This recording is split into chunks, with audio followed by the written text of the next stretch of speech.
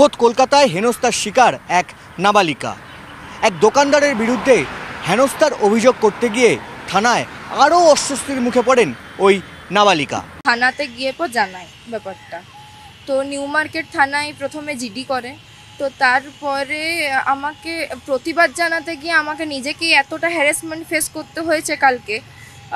আমার বাবা মা তো এখান থেকে দূরে থাকে, তো কলকাতার বাইরে থাকে, ওখান থেকে আসতে মোটামুটি 6-7 ঘন্টা সময় লাগবে কলকাতায়। তো আমি তাকে রিকোয়েস্ট করেছিলাম যে তাদেরকে যেন আসার সময়টুকু দেয়। রাত্রি হয়ে গেছিলো, 10টা বাজছিল। মেডিকেল বলেছিল যে মেডিকেল করিয়ে পর আমাকে পিজিতে ছেড়ে দেওয়া হবে, তাদের পুলিশ ভ্যান করে।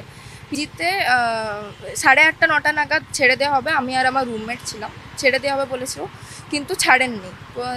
আবার পুলিশ স্টেশনেই আনা হয়। তারপরে বলেন যে না, এখন ছাড়া হবে না। প্রথমে বলেছিলেন যে ব্লাড রিলেশনের কেউ এলেই চলবে।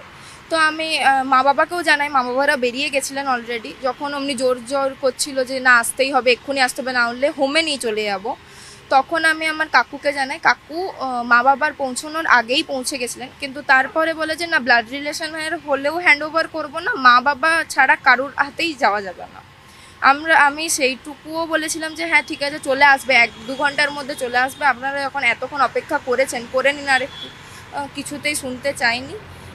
মানে প্রচুর হ্যারাসমেন্ট ফেস করতে হয়েছে কালকে।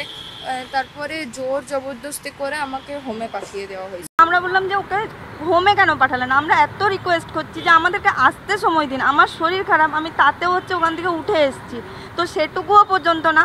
তো আমি একটা কথা বলতে চাই যে কেউ যদি কোনো ভুলের প্রতিবাদ করতে গিয়ে এরকম একটা হ্যারাসমেন্টে পড়ে, তাহলে কি আমরা কেউ করব, বা আমাদের শুনে কি কেউ আগে করতে যাবে? সে তো ভয়ে আর করবেই না। আর সব থেকে আমার যেটা মনে হয়, ওর এই 17 বছর বয়সে ওর মেরুদণ্ডটা শক্ত হওয়ার আগেই ভেঙে দিল। ও কাঁদতে কাঁদতে, আমি শুনতে পাচ্ছি, আমি যখন ফোন করেছি অন্যদেরকে তখন আমি শুনতে পাচ্ছি কাঁদতে কাঁদতে বলছে আমি আর কোনো দিন, আমাকে যে যাই করুক, আমাকে যত আমার সাথে বাজে ব্যবহার হোক, আমি কোনো দিন কমপ্লেন জানাতে যাব না। সে একটা প্রতিবাদ করতে গেছিলো, তো সেই প্রতিবাদটা কি এত বড় অন্যায় হয়ে গেল যে তাকেই আজকে হ্যারাস হতে হলো, তাকেই একটা ট্রমার মধ্যে যেতে হলো? আপনি তো বাবা, বিকেল 5:30 থেকে রাত্রি 2টা অবধি স্টিল নাও বসিয়ে রেখে মেয়ে কাঁদতে কাঁদতে কাঁদতে কাঁদতে উঠেছে, কিছুতেই যাবে না, টেনে হিজড়ে তাকে গাড়িতে তোলা হয়েছে। এটা কি ধরনের আইন? তাহলে আইন কি মানুষের জন্য না মানুষ আইনের জন্য? কোনটা? আগামী দিনে কি আর কেউ কোনো রকমভাবে প্রতিবাদ করতে যাবে?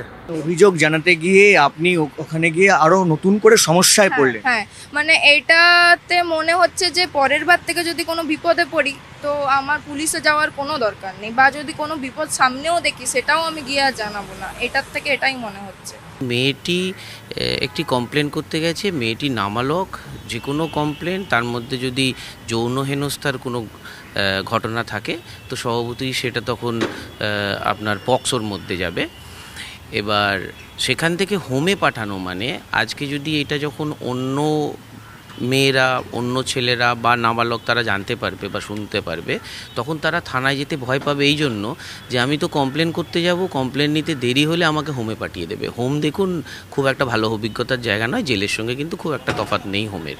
তো স্বভাবতই এইখানে অনেক বেশি মানবিক হওয়া উচিত ছিল পুলিশের, মেয়েটিকে হোমে না পাঠিয়ে। কারণ পুলিশ খুব ভালো করে জানে হোম কীরকম বা হোমে কিভাবে রাখা হয়, কিভাবে থাকা হয়। ওকে অনেক কমফোর্ট সিচুয়েশনে রেখে ওয়েট করা উচিত ছিল তার বাবা মা আসার জন্য।